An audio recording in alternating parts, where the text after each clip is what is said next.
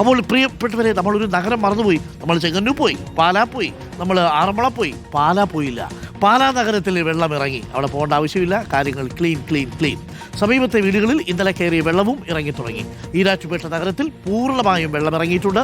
കഴിഞ്ഞ ദിവസങ്ങളിൽ വെള്ളം കയറിയ കടകളിലും വീടുകളിലും ശുചീകരണ പ്രവർത്തനങ്ങൾ ഇപ്പോൾ നടക്കുകയാണ്. ആ ദൃശ്യങ്ങളാണ് പ്രേക്ഷകർ കാണുന്നത്.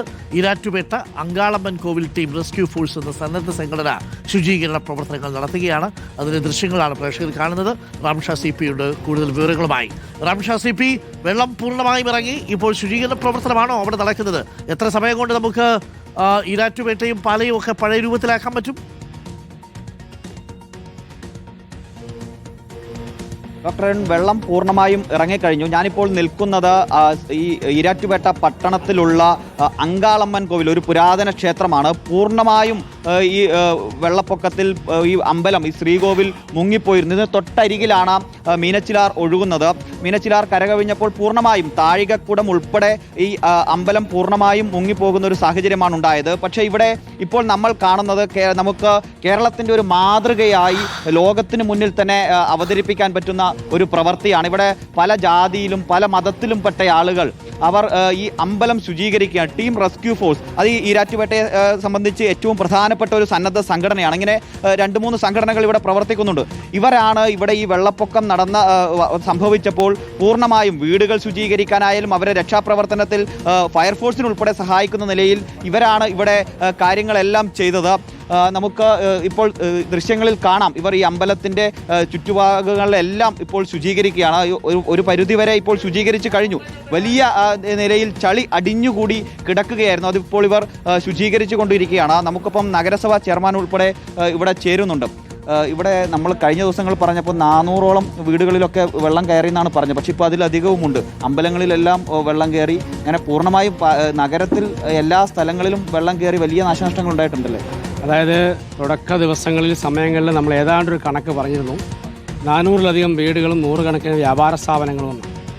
പക്ഷേ നഗരസഭയിലെ മുഴുവൻ പ്രളയബാധിത മേഖലയായിട്ടുള്ള ഓരോ വാർഡിലെയും ജനപ്രതിനിധികളായ കൗൺസിലർമാരെ കൃത്യമായി കണക്കെടുക്കാൻ അറിയിച്ചപ്പോൾ ഏതാണ്ട് 720 വീടുകളും 300-ലധികം 500ഓളം സ്ഥാപനങ്ങൾ, കച്ചവട സ്ഥാപനങ്ങളും മറ്റ് മതസ്ഥാപനങ്ങളടക്കമുള്ള ഓഫീസുകളടക്കം ഏതാണ്ട് 1200-1500ഓളം സ്ഥാപനങ്ങളിൽ വീടടക്കമുള്ള സ്ഥാപനങ്ങളിൽ വെള്ളം കയറി വലിയ തോതിൽ നാശനഷ്ടം ഉണ്ടായിട്ടുള്ളതായിട്ടാണ് ഇപ്പോൾ കിട്ടിയിരിക്കുന്ന റിപ്പോർട്ട്.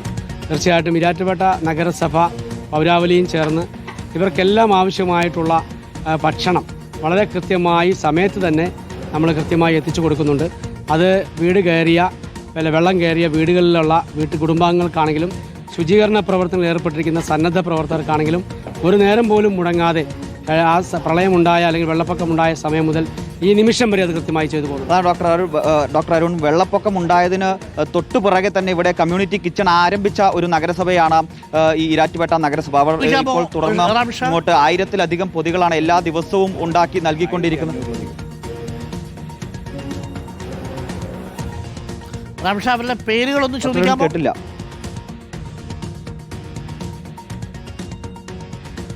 ചെയർമാന്റെ പേര് അഡ്വക്കേറ്റ് VP നാസർ. ഇവിടെ നമ്മളോടൊപ്പം തന്നെ ഈ റെസ്ക്യൂ ഫോഴ്സിന്റെ ചെയർമാൻ ആയിട്ടുള്ള ആളുകൾ കൂടി.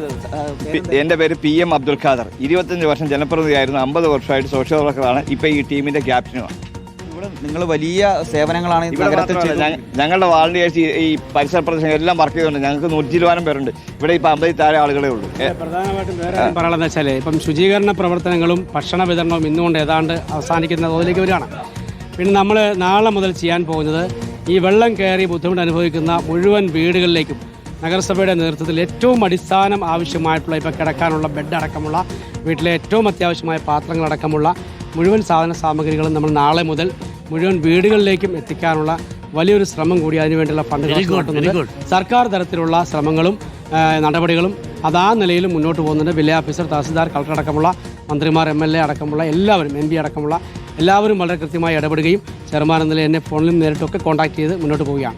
ഓക്കെ ഡോക്ടർ അരുൺ, അത് പ്രധാനപ്പെട്ട ഒരു പ്രശ്നമായിരുന്നു. ഇവിടെ നമ്മൾ ചില വീടുകളിലൊക്കെ പോയപ്പോൾ കണ്ടിരുന്നത് അടുക്കളയിൽ വെള്ളം കയറി ഒരു സാധനം, ഒരു പാത്രം പോലും എടുക്കാനില്ലാത്ത നിലയിൽ പൂർണ്ണമായും അത് പുഴയെടുത്തു കൊണ്ടുപോയ ഒരു സാഹചര്യം പല വീടുകളിലും ഉണ്ടായി. അവർക്ക് വീട്ടിലേക്ക് തിരിച്ചെത്തിയാലും അവിടെ സാധാരണ ജീവിതം നയിക്കാൻ പറ്റുന്നൊരു സാഹചര്യം നിലവിലുണ്ടായിരുന്നില്ല. അവരുടെ സാധനങ്ങളെല്ലാം നശിച്ചു, അവരുടെ വീട്ടുപകരണങ്ങളെല്ലാം നശിച്ചു പോകുന്നൊരു സ്ഥിതിയാണ് ഉണ്ടായത്. പക്ഷേ ഇവിടെ സന്നദ്ധ സംഘടനകളും നഗരസഭയും എല്ലാം കാര്യക്ഷമമായി ഇടപെടുന്നു എന്ന് പറയാതിരിക്കാൻ വയ്യ. കഴിഞ്ഞ ദിവസം നമ്മളൊരു സ്ഥലത്ത് പോയപ്പോൾ അവിടെ ഈ ഇലക്ട്രോണിക് സാധനങ്ങൾ സൗജന്യമായി റിപ്പയർ ചെയ്ത് കൊടുക്കുന്നത് കണ്ടിരുന്നു. അതോടൊപ്പം തന്നെ പല രീതിയിൽ പല സന്നദ്ധ സംഘടനകൾ രാഷ്ട്രീയ പാർട്ടികളെല്ലാം ഈ നിലയിൽ ഈ ദുരിതം അനുഭവിക്കുന്ന ആളുകൾക്ക് കൈത്താങ്ങായി എത്തുന്നു എന്നത് ആശ്വാസകരമായ ഒരു കാര്യമാണ്. ഇവിടെ നമ്മളിപ്പോൾ ദൃശ്യങ്ങളിൽ പോയപ്പോൾ നമ്മൾ കണ്ടതാണ്, ഈ അമ്പലം ക്ലീൻ ചെയ്യുന്നതിൽ മുസൽമാനുണ്ട്, ക്രൈസ്തവനുണ്ട്, ഹൈന്ദവരുണ്ട്, അങ്ങനെ എല്ലാ മതത്തിലും പെട്ട ആളുകൾ ഇവിടെ ഈ ക്ലീനിങ് പ്രവർത്തനങ്ങളിൽ ഏർപ്പെടുന്നുണ്ട്. വലിയൊരു മാതൃക തന്നെയാണ് ഇവരിവിടെ സൃഷ്ടിക്കുന്നതെന്ന് പറയാതിരിക്കാൻ വയ്യ. അവിടെ നടക്കുന്നതൊരു മാതൃകാപരമായ ക്ലീനിംഗ് ആണ്.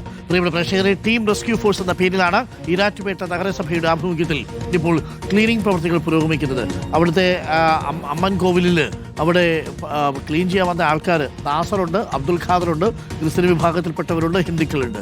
ഒരു മതഭേദവും ഇല്ലാതെയാണ് ഒരു ആരാധനാലയം പൂർണ്ണമായും വൃത്തിയാക്കുന്നത്. 1200ഓളം വീടുകളും സ്ഥാപനങ്ങളുടെ കടകളും അടക്കം അവർ വൃത്തിയാക്കാൻ പോവുകയാണ്. അതിനുശേഷം അവർക്ക് വീടുകളിലേക്ക് ആവശ്യമായ അത്യാവശ്യം വേണ്ടുന്ന സാധനങ്ങൾ നഗരസഭ എത്തിക്കാൻ പോവുകയാണ്. സൂപ്പറാണല്ലോ, കൊള്ളാലോ ഈരാറ്റുപേട്ട, അടിപൊളി. അപ്പോൾ അതേപോലെ പ്രിയപ്പെട്ട പ്രേക്ഷകരെ, നമ്മുടെയൊക്കെ നഗരസഭയും മുനിസിപ്പാലിറ്റിയും പഞ്ചായത്തും കോർപ്പറേഷനും ഒക്കെ അതേപോലെ ജാഗ്രതയോടുകൂടി പ്രവർത്തിക്കുക എന്നുള്ളതാണ് അവർക്ക് വേണ്ടത്. ഇങ്ങോട്ട് പറയുന്നതിന് മുമ്പ് അങ്ങോട്ട് തന്നെ പറയുക എന്നുള്ളതാണ്, അങ്ങോട്ട് ചെയ്തുകൊണ്ട് കൊടുക്കുക എന്നുള്ളതാണ്. അപ്പോഴാണല്ലോ നമ്മളതിൻ്റെ ഒരു പ്രൊഫഷണലിസം ഫീൽ ചെയ്യുന്നത്.